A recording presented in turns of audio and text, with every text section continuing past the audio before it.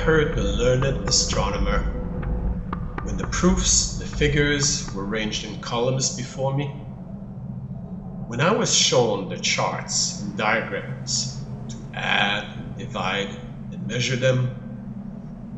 when I, sitting, heard the astronomer where he lectured with much applause in the lecture room, how soon unaccountable I became, tired and sick, till rising and gliding out, I wandered off by myself.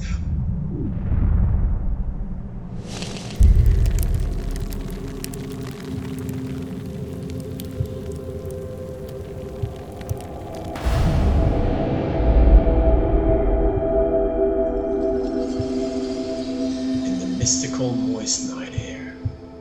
and from time to time looked up in perfect silence at the stars.